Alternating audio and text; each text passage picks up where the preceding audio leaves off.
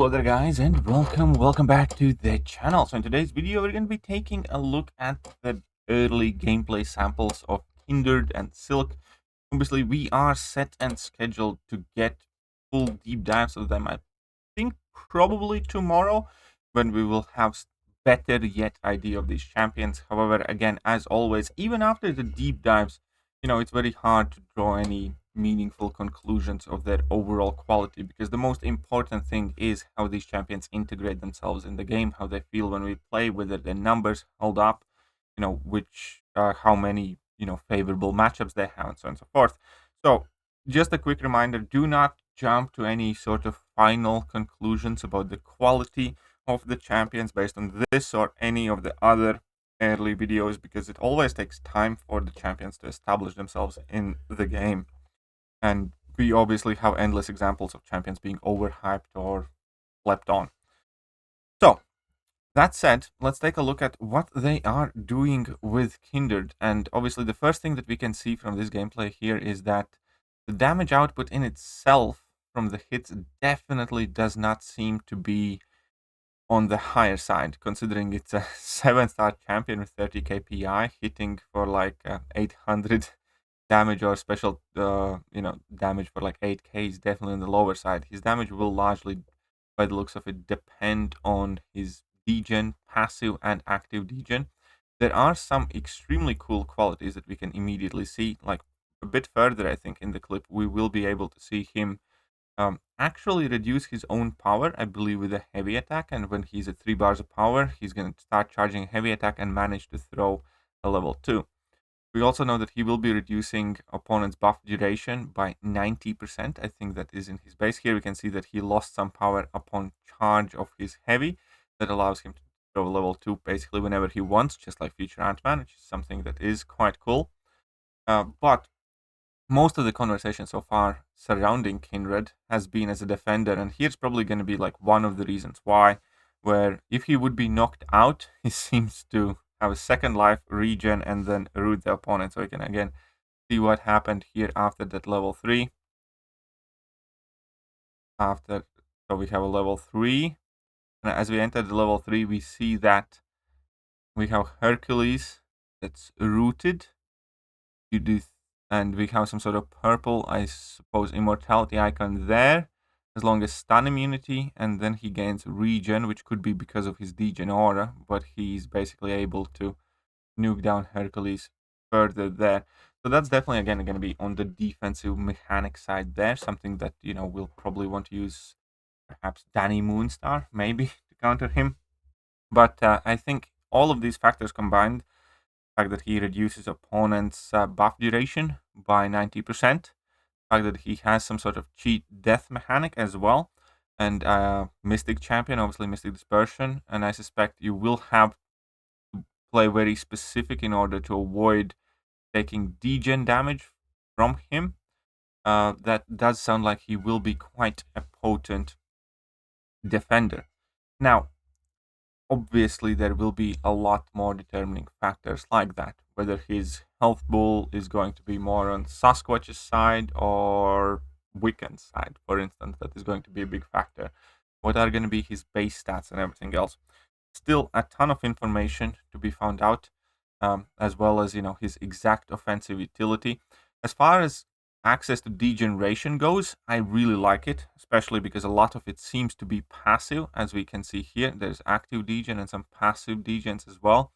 Damage wise, they do not seem to be doing that much. Again, keep in mind this is a 30k Kindred, and if we see those numbers that are on the screen, yeah, I don't think it's going to be like an absolute damage beast, especially with Kabam kind of pointing out that he's going to be primarily a defender. And we do know that we have a lot of champions that are great defensively and offensively. So I do hope that he's not undertuned on release, which could also quite significantly hurt community's excitement about him, I suppose. Therefore, keep in mind, do not jump to any kind of final conclusions. Especially now that we do have the balancing programs, everything else. There are a lot of things to like about the champion, for sure. There are some things that, yes, force me to pay attention, I will say. That could be, significant disadvantages or deal breakers in some of these situations.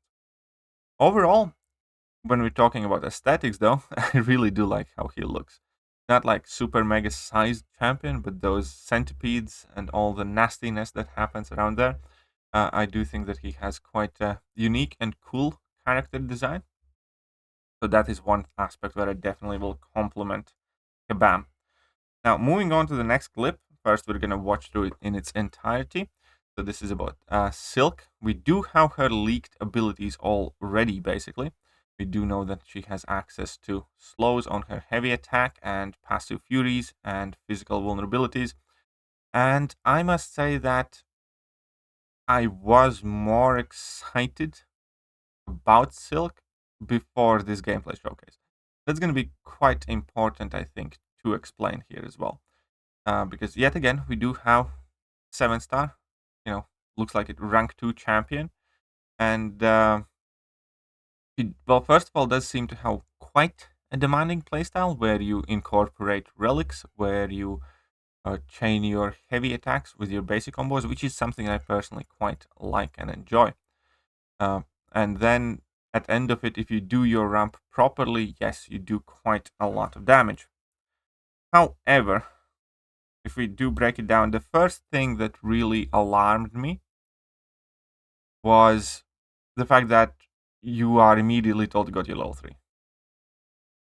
There are very, very, very, very few champions that have level 3 as a must-have mechanic that are competitively popular.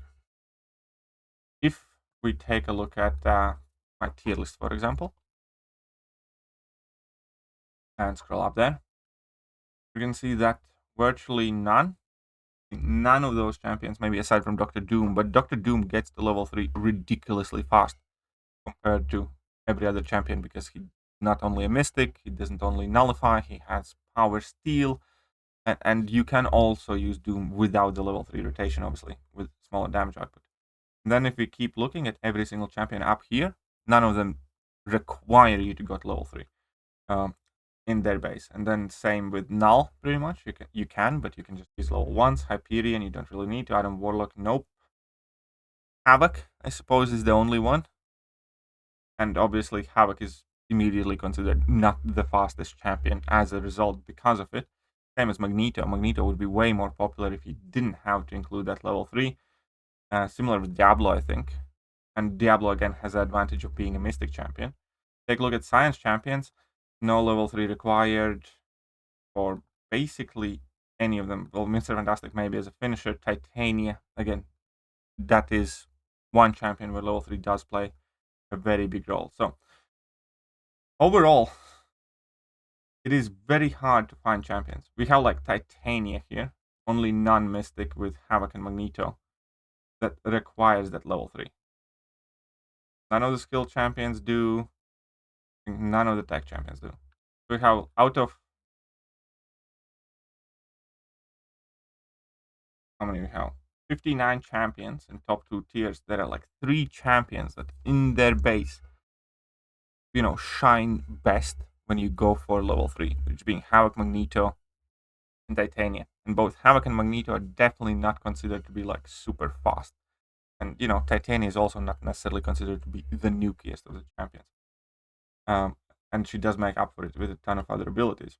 There are like 3 champions out of all of these that basically do most or do significant things with the level 3. And as soon as I mentioned that is a very significant kind of point problem. Because, well, number one, champions that require you to go to level 3 initially will probably not be anybody's favorite questing champions. Because when it comes to casual questing, you want things to be done fast. You never really want to throw a level 3. It's not really an issue in challenge mode situations, because there you don't really care as long as you can do the fight, so fair enough. In Alliance War, that's fine. They're not going to be the fastest for Alliance War purposes. If you do need to go to level 3, you go to level 3. For Battlegrounds, that's like a major sin. That is a big kind of asterisk because it takes time, and time's still super important in Battlegrounds. And her being a spider champion, also probably not going to be like the tankiest, all of them. So with Silk, I know a lot of people are super excited about her, but I think I liked her more, or I was hoping that she's going to impress me more before I saw this gameplay. Because the things that we didn't know are the potencies of those physical vulnerabilities. Individually, they definitely do not seem potent. That passive fury also doesn't seem to be doing that much as you need to stack up. Because after this whole rank up, when we have like a full rotation there, where we incorporate the striker, we have 2 passive furies here. The numbers that we see are like 6k, 8k non-crits, right? And 18k here we have from a special attack, I think. And they're definitely not bad. Don't get me wrong, if any champion hits for like 8k, not critting, it's not a bad damage. 20k, like a medium crit or something, is good. And then there's the level 2 burst that was like 61k.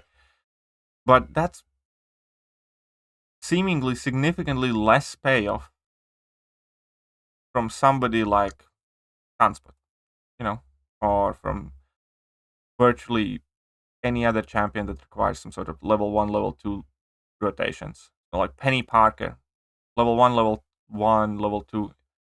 That's total 4 bars of power versus like 6 that are required here. A lot less skill intensive. And it's not like Penny Parker is this damage monster. So after seeing Silk's gameplay, how quick all of those physical vulnerabilities expire, she seems kind of like Science version of Adam Warlock, with arguably less utility, I would say, maybe. I know, it's tricky. I'm definitely way more worried about Silk now than I was before. I think, I hope she's going to be good. I hope when CCP reviews come in, and I hope when I get to play with the champion, I'm going to be able to make a video of, Silk's insane, my next rank 5 Science, or something like that. But based from what I have seen, I'm not super hopeful on that, unfortunately, because Science is my favorite class, and I don't think ABAM has done Science champions poorly in ages. So, I guess we need to give them some benefit. Then again, there is Sandman that doesn't seem to be doing anything. But, Cassie's cool, Titania's cool, Spot's cool, Scorpion's cool, Quicksilver's cool, and Jessica Jones' cool. So, only, champion that we really need to talk at the moment is Sandman, whether he's good enough, kind of thing. And Ram seemed to be in a very good place making Science champion, so hopefully all my worries are unfounded, and when I play with the champion, I feel that she's awesome, and hopefully you don't necessarily need to go for level 3 in order to have a good damage rotation and plenty of speed. But I'm more worried about that.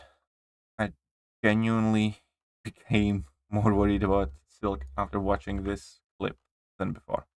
Let me know what you guys think, though. And yeah, keep in mind, though, this is very early on. We still have a lot more to find out about these champions.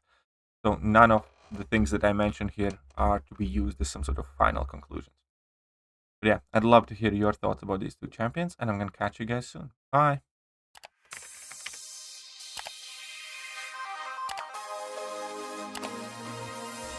Hello there, guys, and welcome back to the channel. So we have all the information about